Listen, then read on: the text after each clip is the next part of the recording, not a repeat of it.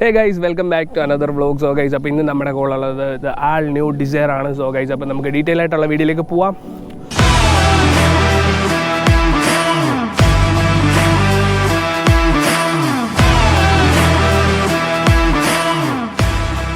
So guys, അപ്പോൾ നമ്മൾ ഇന്ന് all new Dzire bluish black colour വണ്ടിയായിട്ടാണ് നമ്മൾ ഇന്ന് എത്തിയേക്കുന്നത്. സോ ഇത് കുറച്ച് റെയർ ആയിട്ടുള്ള കളറാണ്. നിങ്ങൾ കൂടുതലും മറ്റേ റെഡും സിൽവറും ഒക്കെ റോഡിൽ കണ്ടിട്ടുണ്ടായിരിക്കും. റെഡും സിൽവറും വൈറ്റും ഒക്കെയാണ് കൂടുതലായിട്ട് നമ്മൾ റോഡ്സിൽ കാണാറുള്ളത്. ഈ ബ്ലൂഷ് ബ്ലാക്ക് കുറച്ച് റെയറാണ് വണ്ടി. സോ നമ്മളിപ്പം വണ്ടി എടുത്തിട്ട് ഏകദേശം 3 months ആയി. ഇതെൻ്റെ ഫ്രണ്ടിൻ്റെ വണ്ടിയാണ്. ഇപ്പോൾ ഏകദേശം 5000+ കിലോമീറ്റേഴ്സ് ഓടി. സോ നമ്മളപ്പോൾ വണ്ടി കുറച്ച് ഓടിയിട്ട് വണ്ടിയുടെ ഒരു യൂസർ റിവ്യൂ എന്നുള്ള രീതിയിൽ ചെയ്യാമെന്ന് വിചാരിച്ചിട്ടാണ് ചെയ്യാണ്ടിരുന്നത്. ഗൈസ്, അപ്പോൾ വണ്ടിയുടെ വേരിയൻറ്റ് വരുന്നത് VXA ആണ്. സോ ഗൈസ്, അപ്പോൾ പ്രീവിയസ്ലി വന്നുകൊണ്ടിരുന്ന ഡിസൈറിനെ വെച്ച് നോക്കുമ്പോൾ ഭയങ്കര ഡിഫറൻ്റ് ആയിട്ടുള്ള ഡിസൈനാണ് മാരുതി ഈ ഡിസൈറിന് കൊടുത്തിരിക്കുന്നത്. വണ്ടിയുടെ ഫ്രണ്ടൊക്കെ കണ്ട ഒരു ഓഡി ടൈപ്പ് സ്റ്റൈലിംഗ് ആണ് നമുക്ക് ഫീൽ ചെയ്യുന്നത്. നിങ്ങൾക്ക് എന്താണ് ഫീൽ ചെയ്യുന്നത് വെച്ചാൽ അതൊന്ന് കമൻറ്റ് ചെയ്യുക. അതുപോലെ വണ്ടിയുടെ റിയർ സൈഡ് ഡിസൈൻ ആണെങ്കിൽ ഇതുവരെ കണ്ടിട്ടില്ലാത്തൊരു കംപ്ലീറ്റ്ലി ഡിഫറൻറ്റ് ഡിസൈനാണ് കൊടുത്തേക്കുന്നത്. അതുപോലെ വണ്ടിയുടെ ടെയിൽ ലാമ്പ് ആണെങ്കിൽ ഇതുവരെ മറ്റ് സുസുക്കിയുടെ വാഹനങ്ങളിൽ കാണാത്ത ടൈപ്പ് ഒരു ന്യൂ ഡിസൈനാണ് കൊടുത്തേക്കുന്നത്. ഓവറോൾ വണ്ടിയുടെ ഡിസൈൻ വൈസ് എനിക്ക് വണ്ടിയുടെ ഡിസൈൻ ഒരുപാട് ഇഷ്ടപ്പെട്ടു. കംപ്ലീറ്റ്ലി ന്യൂ സ്റ്റൈലിംഗ് ആണ് വണ്ടിക്ക് കൊടുത്തേക്കുന്നത്. അതിൻ്റേതായ ഒരു അറ്റൻഷൻ വണ്ടിക്ക് കിട്ടുന്നുണ്ട്. പ്രത്യേകിച്ച് ഈ കളറായതുകൊണ്ട് തന്നെ നമ്മളിപ്പം റോഡിലൊക്കെ വണ്ടിക്ക് നല്ല അറ്റൻഷനാണ്, എല്ലാവരും ഒന്ന് ശ്രദ്ധിക്കും. സോ ഗൈസ്, അപ്പോൾ ഇതാണ് വണ്ടിയുടെ എഞ്ചിൻ ബേ. സോ ഇത് സുസുക്കിയുടെ ലേറ്റസ്റ്റ് Z സീരീസ് എഞ്ചിനാണ്. 3 cylinder 82 bhp 112 Nm torque produce ചെയ്യുന്ന എഞ്ചിനാണ്. സോ അത്യാവശ്യം ഫ്യൂൽ എഫിഷ്യൻ്റ് ആയിട്ടുള്ള എഞ്ചിനാണ്. സോ ഗൈസ്, അപ്പോൾ ഞാൻ നിങ്ങൾക്ക് വണ്ടിയുടെ ബൂട്ട് ഒന്ന് ഓപ്പൺ ചെയ്ത് കാണിക്കാം. ബൂട്ട് ഓപ്പൺ ചെയ്യുന്ന ലിവർ ഇവിടെയാണ് വരുന്നത്. നമുക്ക് ഏകദേശം അത്യാവശ്യം നല്ല ബൂട്ട് സ്പേസ് വരുന്നുണ്ട്. വണ്ടിക്ക് വലിയ 2 പെട്ടി വെക്കാനുള്ള അത്ര സ്പേസ് ഉണ്ട്. 321 liters ആണ് വണ്ടിയുടെ ബൂട്ട് സ്പേസ് ആയിട്ട് വരുന്നത്. അതുപോലെ വണ്ടിയുടെ ഡിക്കി ഡോറൊന്നും അത്രയ്ക്ക് ഹെവി ഒന്നും അല്ല. സിമ്പിളായിട്ട് നമുക്ക് ഒരു ഹാൻഡ് കൊണ്ട് തന്നെ ലിഫ്റ്റ് ചെയ്യാൻ പറ്റും. പിന്നെ ഇവിടെ ആയിട്ട് നമുക്ക് കുറച്ച് എക്സ്പോസ്ഡ് വയറിങ്സ് ഒക്കെ കാണാം. ഇതൊക്കെ അവർക്ക് വേണമെങ്കിൽ ഒന്ന് നീറ്റായിട്ട് ഇൻസുലേറ്റ് ചെയ്ത് വെക്കാമായിരുന്നു. പിന്നെ വണ്ടിയിൽ വരുന്നത് ഒരു ഷാർക്ക് ഫിൻ ആൻറ്റിനയാണ് വണ്ടിയിൽ കൊടുത്തിരിക്കുന്നത്. പിന്നെ വണ്ടിയുടെ റിയർ എൻഡിലോട്ട് വരുമ്പോൾ നമുക്ക് ഡിസൈറിൻ്റെ ഒരു ബാഡ്ജിങ് കാണാം. ഇവിടെ ആയിട്ട് വലിയ സുസുക്കിയുടെ ഒരു ലോഗോ കാണാം. പിന്നെ ഇവിടെ നിന്ന് ഒരു ക്രോം സ്ട്രിപ്പ് കൊടുത്തിട്ടുണ്ട്. അത് വണ്ടിയുടെ ഡിസൈൻ ഒരു കംപ്ലീഷൻ കൊടുക്കുന്ന ടൈപ്പ് ലുക്കാണ് നമുക്ക് കിട്ടുന്നത്. ഇപ്പം നമ്മുടെ കയ്യിലുള്ളത് ഡിസൈറിൻ്റെ VXA വേരിയൻ്റ് ആണ്. അതുകൊണ്ട് തന്നെ വണ്ടിക്ക് റിയർ ക്യാമറ വരുന്നില്ല, പാർക്കിംഗ് സെൻസേഴ്സ് മാത്രമേ വരുന്നുള്ളൂ. അത് നമുക്കിവിടെ ബമ്പറിൽ കാണാൻ സാധിക്കും. പിന്നെ വണ്ടിയിൽ മാരുതി കൊടുത്തേക്കുന്ന 14-inch സൈസ് വീൽസ് ആണ് കൊടുത്തേക്കുന്നത്. പിന്നെ വണ്ടിയിൽ ഓട്ടോ ഫോൾഡിംഗ് മിറേഴ്സ് ആണ് വരുന്നത്. അതിൽ തന്നെ ഇൻഡിക്കേറ്റേഴ്സ് നമുക്ക് ഇൻറ്റഗ്രേറ്റഡ് ആയിട്ട് വരുന്നുണ്ട്. പിന്നെ വണ്ടിയുടെ ഹെഡ് ലാംപ്സിനെ പറ്റി പറയാനാണെങ്കിൽ സിംഗിൾ പ്രൊജക്ടർ ഹെഡ് ലാംപ്സ് ആണ് വണ്ടിയിൽ വരുന്നത്. ഇവിടെ ആയിട്ട് വണ്ടിയുടെ ഇൻഡിക്കേറ്റേഴ്സ് നമുക്ക് കാണാം. അതിന് താഴെയായിട്ട് ചെറിയൊരു പാർക്ക് ലൈറ്റ് വരുന്നുണ്ട്. പിന്നെ ഇവിടെ ആയിട്ട് നമുക്ക് വണ്ടിയിൽ ഫോഗ് ലാംപ്സിനുള്ള സോക്കറ്റ് കാണാൻ പറ്റും. ഇത് VXA വേരിയൻ്റ് ആയതുകൊണ്ട് തന്നെ ഇതിൽ ഫോഗ് ലാംപ്സ് വരുന്നില്ല. നമുക്ക് ഓപ്ഷനിലാണ്, നമുക്ക് വേണമെങ്കിൽ ആഡ് ചെയ്യാം. അതുപോലെ വണ്ടിയുടെ ഫ്രണ്ട് ഏരിയയിൽ നിന്നുള്ള ഡിസൈൻ ആണെങ്കിൽ ഒരു വൈഡ് ആയിട്ടുള്ള ഡിസൈനാണ് സുസുക്കി വണ്ടിക്ക് കൊടുത്തിരിക്കുന്നത്. ഇവിടെ ആയിട്ട് നമുക്ക് സുസുക്കിയുടെ വലിയൊരു ലോഗോ പ്ലേസ് ചെയ്തേക്കുന്നത് കാണാം. ഡിസൈറിൻ്റെ ടോപ്പ് ആൻഡ് വേരിയൻ്റ് ZXAയിൽ നമുക്ക് ഫുൾ LED ഹെഡ് ലാംപ്സ് ആണ് വരുന്നത്. പിന്നെ അതുപോലെ തന്നെ വണ്ടിയുടെ ഈ ഒരു ഭാഗത്തായിട്ട് നമുക്ക് 2 വിൻഷീൽഡ് വാഷേഴ്സ് കാണാൻ പറ്റും. 2 വിൻഷീൽഡ് വാഷേഴ്സ് ആണ് വണ്ടിയിൽ വരുന്നത്. ഒന്നിവിടെ fully automatically adjustable and automatically foldable mirrors ആണ് വണ്ടിയിൽ കൊടുത്തിരിക്കുന്നത്. ഗൈസ്, അപ്പോൾ നമുക്ക് ഇനി വണ്ടിയുടെ ഇൻറ്റീരിയറിലേക്ക് കയറാം.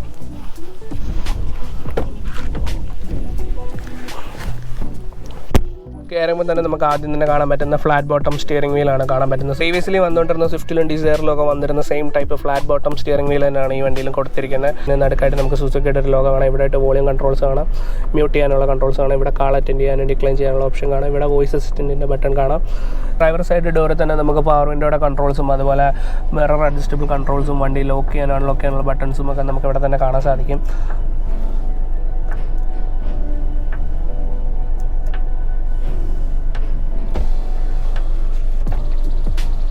സ്റ്റിയറിംഗിൻ്റെ ലെഫ്റ്റ് സൈഡിലായിട്ട് നമുക്ക് വൈപ്പർ കൺട്രോൾസ് വരുന്നുണ്ട്. അതുപോലെ റൈറ്റ് സൈഡിൽ നമുക്ക് ഇൻഡിക്കേറ്ററും ഹെഡ് ലാംപ്സിൻ്റെ കൺട്രോൾസ് റൈറ്റ് സൈഡിലാണ് വരുന്നത്. ഇവിടെ ആയിട്ട് നമുക്ക് വണ്ടിയുടെ AC കൺട്രോൾസ് കാണാം. മറ്റ് മാരുതിയുടെ വണ്ടികളിൽ കാണുന്ന സെയിം ടൈപ്പ് കൺട്രോൾസ് തന്നെയാണ് ഇതിൽ വന്നിരിക്കുന്നത്. ഇവിടെ നമുക്ക് ഫാൻ സ്പീഡ് അഡ്ജസ്റ്റ് ചെയ്യാം. ഇവിടെ നമുക്ക് കൂളിംഗ് അഡ്ജസ്റ്റ് ചെയ്യാനുള്ള ഓപ്ഷൻ ഉണ്ട്. ഇവിടെ ഫ്രണ്ട് റിയർ അതുപോലെ മാക്സ് AC ബാക്കി എല്ലാ കോമൺ ഓപ്ഷൻസ് എല്ലാം ഇവിടെ കൊടുത്തിട്ടുണ്ട്. ഗിയർ ലിവറിൻ്റെ ഫ്രണ്ടിലായിട്ട് തന്നെ നമുക്ക് 2 കപ്പ് ഹോൾഡേഴ്സ് കാണാം. ഇവിടെ ചെറിയൊരു സ്റ്റോറേജ് സ്പേസ് ഉണ്ട്. ഫോണൊക്കെ പ്ലേസ് ചെയ്യാം. ഇവിടെ ഒരു 12 വാട്ടിൻ്റെ പവർ സോക്കറ്റ് വരുന്നുണ്ട്. ഇവിടെ ഒരു USB പോർട്ട് വരുന്നുണ്ട്, ഫോണൊക്കെ ചാർജ് ചെയ്യാം. അതുപോലെ ഇവിടെ ഹാൻഡ് ബ്രേക്കിൻ്റെ ഫ്രണ്ടിലായിട്ട് ചെറിയൊരു സ്റ്റോറേജ് വരുന്നുണ്ട്. അവിടെ വേണമെങ്കിൽ നമുക്ക് ഫോണൊക്കെ പ്ലേസ് ചെയ്യാം. പിന്നെ വണ്ടിയുടെ ഇൻസ്ട്രുമെൻറ്റ് ക്ലസ്റ്ററിലോട്ട് വരുമ്പോൾ അനലോഗിൻ്റെയും ഡിജിറ്റലിൻ്റെ ഒരു കോമ്പിനേഷൻ ആയിട്ടുള്ള ഇൻസ്ട്രുമെൻറ്റ് ക്ലസ്റ്ററാണ് വണ്ടിയിൽ വരുന്നത്. ഇവിടെ ആയിട്ട് വണ്ടിയുടെ RPM മീറ്റർ കാണാം. നടുക്കൊരു ചെറിയ MID കൊടുത്തിട്ടുണ്ട്. റൈറ്റ് സൈഡിലായിട്ട് നമുക്ക് സ്പീഡോമീറ്റർ കാണാം. അതുപോലെ ഇവിടെ സൈഡിൽ 2 നോബ്സ് കൊടുത്തിട്ടുണ്ട്. ഈ നോബ്സിൽ നമുക്ക് വണ്ടിയുടെ average, mileage, range, kilometre. Left സൈഡിൽ നമുക്ക് ട്രിപ്പ് സെറ്റ് ചെയ്യാനുള്ള ഓപ്ഷനുണ്ട്. അതുപോലെ സീറ്റ് ബെൽറ്റിൻ്റെ വാണിംഗ്, ഇതൊക്കെ MIDയിൽ തന്നെ നമുക്ക് കാണാം. ഇവിടെ ചെറുതായിട്ട് ടൈം ഡിസ്പ്ലേ ചെയ്തിട്ടുണ്ട്. അതുപോലെ തന്നെ വണ്ടിയിൽ വരുന്നത് ഒരു 5 സ്പീഡ് മാനുവൽ ഗിയർ ബോക്സ് ആണ്. മറ്റു മാരുതിയുടെ വാഹനങ്ങളിൽ കാണുന്ന സെയിം ടൈപ്പ് ഡിസൈൻ വരുന്ന ഒരു ഗിയർ നോബൊക്കെ തന്നെയാണ് ഇതിലും വരുന്നത്. പ്രീവിയസ് ജനറേഷൻ സ്വിഫ്റ്റിലൊക്കെ വന്നുകൊണ്ടിരുന്ന സെയിം ഗിയർ നോബ് തന്നെയാണ് ഇതിലും കൊടുത്തിരിക്കുന്നത്. അപ്പോൾ ഞാൻ നിങ്ങൾക്ക് വണ്ടിയുടെ ഇൻഫോർടൈൻമെൻറ്റ് സിസ്റ്റം കാണിച്ചു തരാം. നമ്മളിപ്പോൾ ഓൾറെഡി ആപ്പിൾ കാർപ്ലേ കണക്ട് ചെയ്തിട്ടേക്കാണ്. അത്യാവശ്യം നല്ല യൂസർ ഫ്രണ്ട്ലി ആയിട്ടുള്ള ഒരു ഇൻഫോർടൈൻമെൻ്റ് ആണ്. നേരത്തെ വന്നുകൊണ്ടിരുന്ന മാരുതിയിൽ വന്നുകൊണ്ടിരുന്ന സെയിം UAL ഇതിൽ വരുന്ന ചെറിയ ഡിഫറൻസ് ഉണ്ട്. ഇവിടെ ആയിട്ട് നമുക്ക് വണ്ടിയുടെ ആവറേജ് കിലോമീറ്റർ കാണാം. ഇവിടെ ഇപ്പോൾ ഫോൺ കണക്ട് ചെയ്തുകൊണ്ടിരുന്നതുകൊണ്ടാണ് പ്രീവിയസ്ലി പ്ലേഡ് ആയിട്ടുള്ള ട്രാക്ടോടെ കാണിക്കുന്നുണ്ട്, ടൈം കാണിക്കുന്നുണ്ട്, ഡേറ്റ് കാണിക്കുന്നുണ്ട്. ഇവിടുന്ന് നമുക്ക് പെയ്ഡ് ഡിവൈസ് ലിസ്റ്റ് എടുക്കാം. ഇവിടുന്ന് സെറ്റിങ്സിൽ കയറാം. ഇവിടുന്ന് ഇപ്പോൾ കാർപ്ലേയിലോട്ട് ഡയറക്റ്റ് കണക്ട് ചെയ്യാം. സോ വളരെ സിമ്പിൾ ആൻഡ് യൂസർ ഫ്രണ്ട്ലി ആയിട്ടുള്ള ഒരു ഇൻഫോർടൈൻമെൻറ്റ് സിസ്റ്റമാണ് മാരുതി ഡിസൈറിൽ കൊടുത്തിരിക്കുന്നത്. സോ ഗൈസ്, അപ്പോൾ ഞാൻ ഇനി വണ്ടിയുടെ കോ ഡ്രൈവർ സീറ്റിൽ ഇരുന്നൊന്ന് കാണിച്ചു തരാം. Infotainment system fully driver focused ആയിട്ടാണ് വെച്ചിരിക്കുന്നത്. ഡ്രൈവർക്ക് ഈസിലി ആക്സസ് ചെയ്യാൻ പറ്റുന്ന രീതിയിലാണ് പ്ലേസ് ചെയ്തേക്കുന്നത്. ചെറിയൊരു ടിൽറ്റ് കൊടുത്താണ് വെച്ചിരിക്കുന്നത്. അതുപോലെ വണ്ടിയുടെ ഇൻറ്റീരിയറിൽ കൂടുതലായിട്ട് വരുന്നതും വണ്ടിയുടെ സീറ്റിൻ്റെ കളറും എല്ലാം ബീച്ച് കളറാണ് കൊടുത്തേക്കുന്നത്. ഒരു ബീച്ച് ആൻഡ് ബ്ലാക്ക് കോമ്പിനേഷനാണ്. ചെറുതായിട്ട് ഇവിടെ ഒരു ചെറിയ സിൽവർ ലൈനും കൊടുത്തിട്ടുണ്ട്. പിന്നെ ഇവിടെ ആയിട്ട് നമുക്ക് AC വെൻ്റ് കാണാൻ പറ്റും. ഇവിടെ ആയിട്ട് എയർ ബാഗിൻ്റെ ഒരു വാണിംഗ് കാണാൻ പറ്റും. വണ്ടിയിൽ സ്റ്റാൻഡേർഡ് ആയിട്ട് 6 എയർ ബാഗ്സ് ആണ് കമ്പനി കൊടുത്തിരിക്കുന്നത്. പിന്നെ നമുക്ക് സൺവൈസറിനകത്ത് എയർ ബാഗിൻ്റെ ഒരു വാണിംഗ് കാണാം. ഇവിടെ ആയിട്ട് ഒരു മിറർ കൊടുത്തിട്ടുണ്ട്. ഡ്രൈവർ സൈഡിൽ മിററൊന്നും വരുന്നില്ല. ഇവിടെ ഒരു ടിക്കറ്റ് ഹോൾഡർ മാത്രമേ കൊടുത്തിട്ടുള്ളൂ. അതുപോലെ തന്നെ ഓട്ടോ ഡിമ്മിങ് എന്നുള്ള മാനുവൽ ഡിമ്മിങ് തന്നെ വരുന്ന ഒരു റിയർ വ്യൂ മിററാണ് വണ്ടിയിൽ കൊടുത്തേക്കുന്നത്. അതുപോലെ വണ്ടിയുടെ ഡോർ പോക്കറ്റ്സ് ആണെങ്കിലും അത്യാവശ്യം നല്ല സ്പേഷ്യസ് ആയിട്ടുള്ള ഡോർ പോക്കറ്റ്സ് ആണ്. ഇവിടെ ആയിട്ട് നമുക്കൊരു ബോട്ടിൽ പ്ലേസ് ചെയ്യാനുള്ള സ്ഥലമുണ്ട്. അതുപോലെ ഇവിടെയും അത്യാവശ്യം നല്ല സ്പേസ് ഉണ്ട് എന്തെങ്കിലുമൊക്കെ കീപ്പ് ചെയ്യാൻ. സോ ഗൈസ്, അപ്പോൾ ഇനി നമുക്ക് വണ്ടിയുടെ റിയർ സൈഡിലോട്ട് കയറി നോക്കാം. സോ ഇതാണ് റിയർ സൈഡിൽ വരുന്ന മാക്സിമം ലെഗ് റൂം. ഇത്രയാണ്. ഞാനിപ്പോൾ ഫ്രണ്ട് സീറ്റ് ഫുള്ള് ഫ്രണ്ടിലോട്ട് ഇട്ടേക്കാണ്. മാക്സിമം ലെഗ് റൂം നമുക്ക് ഇത്രയും കിട്ടും. സോ ഗൈസ്, അപ്പോൾ ഇപ്പോൾ ഡ്രൈവർ സീറ്റിൽ ഒരാൾ ഇരുന്ന് കഴിഞ്ഞുള്ള ലെഗ് റൂമാണ് നിങ്ങൾ കാണുന്ന ഇത്രയും ലെഗ് റൂം കിട്ടും. അത്യാവശ്യം അങ്ങനെ ക്രാംഡ് ആയിട്ടുള്ള ഫീലൊന്നുമില്ല. അങ്ങനെ ഫ്രണ്ടിൽ തട്ടി നിൽക്കത്തൊന്നുമില്ല. ഇത്രയും സ്പേസ് വരുന്നുണ്ട്. അത് ഇവിടെ ആയിട്ട് നമുക്ക് റിയർ AC വെൻസ് കാണാം. ഇവിടെ ആയിട്ട് അതിൻ്റെ ഫ്ലോ അഡ്ജസ്റ്റ് ചെയ്യാനുള്ള ചെറിയൊരു ഓപ്ഷൻ കാണാം. ഇവിടെ ആയിട്ട് 2 ചാർജിങ് പോർട്ട്സ് കാണാം. ഒരു C ടൈപ്പും ഒരു നോർമൽ USB ടൈപ്പും. ഇവിടെ ആയിട്ട് നമുക്ക് ഫോണൊക്കെ പ്ലേസ് ചെയ്യാൻ പറ്റുന്ന ചെറിയൊരു സ്പേസ് കാണാം.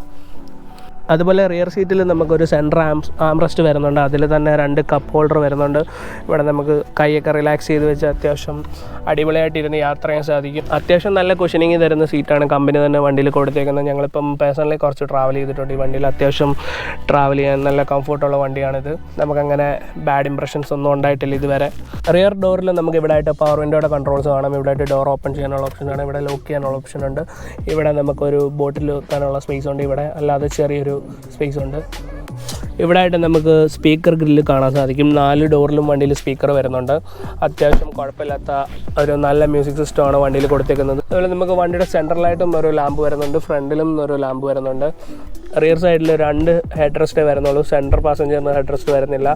പിന്നെ ഞാൻ നേരത്തെ പറഞ്ഞ പോലെ വണ്ടിയുടെ ടോട്ടൽ സീറ്റിൻ്റെ ആണെങ്കിലും ഇൻറ്റീരിയർ കളറൊക്കെ വരുന്നത് ബീജാണ്. എനിക്ക് പേഴ്സണലി ഈ കളർ അത്രയ്ക്ക് ഇഷ്ടപ്പെട്ടിട്ടില്ല. പെട്ടെന്ന് അഴുക്കാവുന്നതാണ്. ഇപ്പം തന്നെ ഇവിടെയൊക്കെ ചെറുതായിട്ടൊക്കെ അഴുക്കായിട്ടുണ്ട്. നമ്മൾ സീറ്റ് കവർ ചെയ്യാനിരിക്കുകയാണ് എന്തായാലും. സോ സീറ്റ് കവർ ചെയ്യുന്നതാണ് മാക്സിമം നല്ലത്. അല്ലാണ്ട് യൂസ് ചെയ്യാനാണെങ്കിൽ പെട്ടെന്ന് സീറ്റെല്ലാം അഴുക്കാവും. സോ ഗൈസ്, അപ്പം ഞാൻ നിങ്ങൾക്ക് വണ്ടിയുടെ എക്സോസ്റ്റ് നോട്ട് ഒന്ന് കേൾപ്പിച്ച് തരാം. എടാ റിവ്യൂ ചെയ്തേടാ.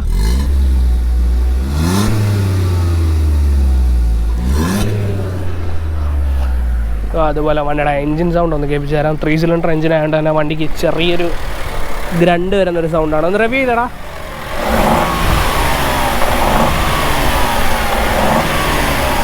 അത്രയ്ക്ക് നോയ്സി ആയിട്ടുള്ള എഞ്ചിനൊന്നുമല്ല. അത്യാവശ്യം സൈലൻ്റ് ആണ്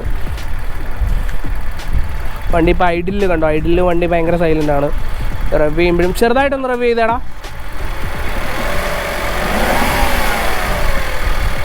ഭയങ്കര സ്വീറ്റ് സൗണ്ടിങ് എഞ്ചിനാണ്. അത്രയ്ക്ക് ഇങ്ങനെ ഭയങ്കര റഫായിട്ടുള്ള സൗണ്ടല്ല, ഭയങ്കര സ്മൂത്തായിട്ടുള്ള സൗണ്ടാണ്. അതുപോലെ വണ്ടിയുടെ ഡോർ ക്ലോസ് ചെയ്യുമ്പോഴുള്ള തഡ് സൗണ്ട് ആണെങ്കിലും നേരത്തെ വന്നിരുന്ന ഡിസൈറിലെ പോലെയല്ല. അത്യാവശ്യം നല്ല ഒരു ക്വാളിറ്റി ഫീൽ ചെയ്യുന്ന ഒരു തഡ് സൗണ്ടാണ്. വണ്ടിയുടെ ക്വാളിറ്റി ഭയങ്കരമായിട്ട് ഇമ്പ്രൂവ് ചെയ്തിട്ടുണ്ട് സുസുക്കി.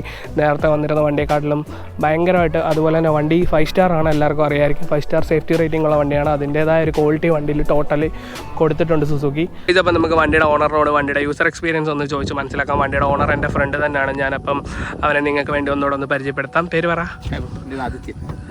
ഓക്കെ, അപ്പം എന്തുകൊണ്ടാണ് ഈ വണ്ടി ചൂസ് ചെയ്യാനുള്ള കാരണം എന്താണ്? ഡെയിലി ഒരു 100+ കിലോമീറ്റർ ഓട്ടം ഉണ്ട്. കൊല്ലത്തെ ജോലി ചെയ്യുന്നത്, വീട് അടൂരാണ്.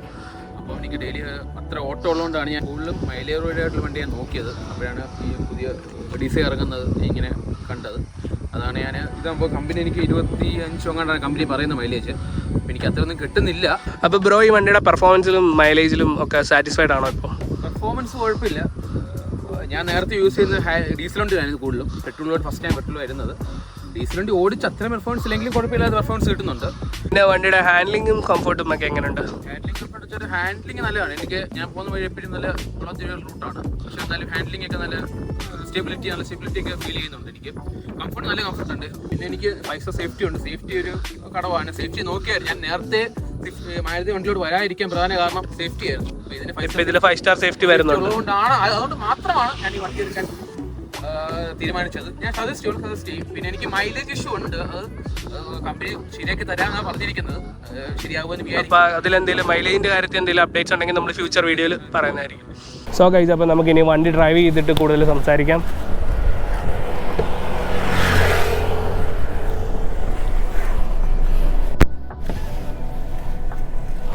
സോ ഗൈസ്, അപ്പോൾ നമുക്ക് ഫസ്റ്റ് സീറ്റ് ബെൽറ്റ് ഇടാം. Always safety first. Break release ചെയ്യാം. അപ്പോൾ ഫസ്റ്റ് ഇട്ട് വണ്ടി നമ്മൾ എടുക്കുകയാണ്.